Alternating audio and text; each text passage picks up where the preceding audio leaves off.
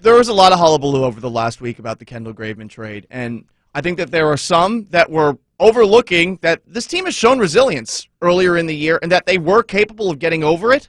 And Scott Servais actually talked about it with Jake and Stacy and Shannon on the Scott Servais show yesterday. People look at our clubhouse and, players were upset, with things that happened, last week with the trade. And it didn't surprise me. We have a very close-knit group. It's family. And the guys are, anytime you lose a family member or a guy gets traded, there's always going to be that reaction. But I will say that how this group, it's been a very resilient group.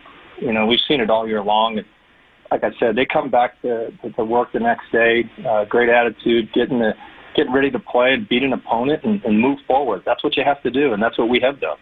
This has not exactly been a tame workplace, Danny, for the Mariners over the course of the year. It started with Kevin Mather's Boom Roasted session on Zoom. Mm-hmm. Then you have all of the injuries that this team has suffered through over the course of the year. And then you have a trade of a guy who everyone really liked in the clubhouse, and yet this team has consistently found ways to get right back up, even after low points of the season where they lose to San Diego. There's one commonality. It's a guy who's not extended past this year. Scott Servais deserves a lot of credit for what's been going on. Ton of credit. I think Gabe Kapler's the runaway manager of the year in the National League, given that that was a Giants team that nobody really knew what to expect out of, and they're leading what is probably the best division in baseball. But the conversation for American League Manager of the Year, if it doesn't include Scott Servais, somebody's doing it wrong, because the impact he's had, and you've brought that up pretty consistently, Paul. Is it him? Is he the one that steadied this? Because he's the cartilage, right? That's what we described him as last week, and he's not management, but he is management. He's not the one making the decisions about who's in the clubhouse, but he's the face that is asked to interact with the clubhouse on behalf of the club.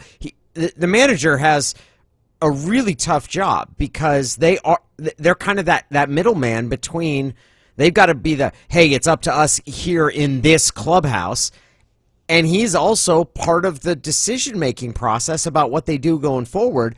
The fact that he acknowledged it was difficult, said it wasn't surprising, maybe the reaction of the team didn't catch Servais in the front office off guard as much as we thought it did? That's definitely possible. And I would say that because of that, the clubhouse deserves credit too. I mean, maybe there was a over-assumption of how hard they were going to take it, or that they could not be professional and get over it. And that's what I was saying for the last couple of days. You got to get over it. This is how it works in baseball. It stinks. You don't want to lose a teammate that you really like, but this happens every single year, and the Mariners are in this weird spot where, yeah, they're close, but they're not a World Series contender this year, and they are trying to address the long term, but they're also addressing the short term too. And I think now that they're seeing some of the results, especially from Abraham Toro, but Diego Castillo too, that it's maybe making it a little bit easier for them to move on. Certainly not that easy. I mean, we saw Kendall Graveman last night in a high-stakes situation for the Astros against the Dodgers, and he looked pretty good. But still, the clubhouse, they have weathered the storm, it seems, based off of the last two games. And Servais, I feel like, is a huge part of it as far as just keeping these guys of right mind. What does a good manager do? What is the trait of a good manager? Because I think for a long time people have thought they play hunches, they know when to push the right buttons. I think the modern vision of what a good manager is much more educated. They have a system that's in place, right? They allow players to know when they're going to get their opportunities. And they're in charge of explaining that to guys who aren't happy with the opportunities or the number of chances that they're getting. The other function that the manager plays is they're kind of a buffer. They're a buffer. Joe Torre probably did this better than anyone. Joe Torre was an incredible manager, not because of the decisions he made in game, but because of how he handled the press and kept that press from bearing down on his clubhouse. Scott Servais doesn't have the same kind of press to deal with. I think what Scott Servais does so well is he serves as a buffer, and he serves as the person who keeps the players focused on what they can control rather than the big picture decisions that are being made about the shape of the roster by the front office.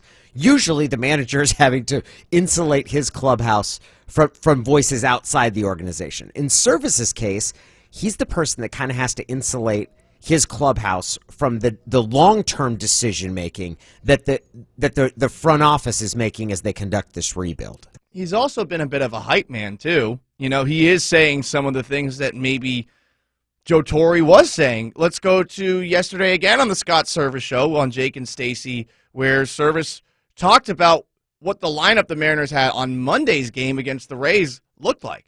As I wrote up the lineup card for yesterday's game, I thought, wow, this is the deepest lineup we've had at any point this season.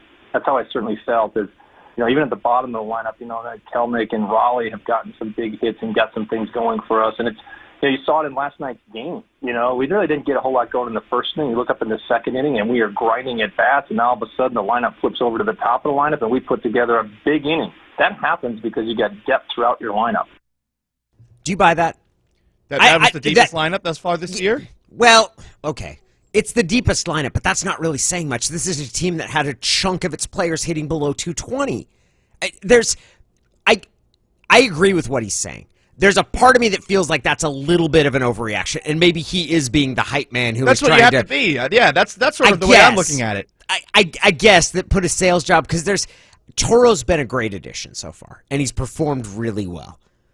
Is he going to keep this up the rest of the season? No, he's not. Probably not.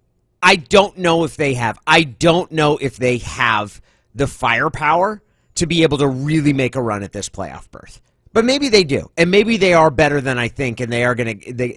But when I heard that, I was like, that sounds nice, and I do think the team is better than it was a week ago, provided they're able to get beyond sort of the emotional whiplash of trading Graveman. But I was like, let's not get too carried away just yet. But someone needs to make them get carried away, because that's the kind of thing that psychologically I think is a big wind in your sails going forward. You need to have somebody telling you, look, this lineup's better.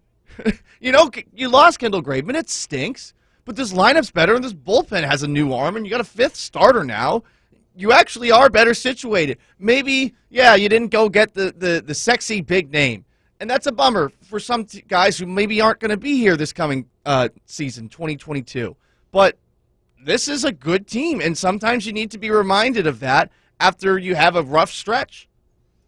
If you're a Mariners fan right now, do you care about how you mentioned some of the guys that might not be here, and those were probably the guys that are most bummed about them not making a push? Do you care about how they feel? And because there's a very valid reason to say, yes, I do. I care about how Kyle Seager feels. I care about Kyle Seager's feelings about this team after the 10 years he's put in here, and he earned or deserved a better opportunity at making a playoff run if this is, in fact, going to be his last year.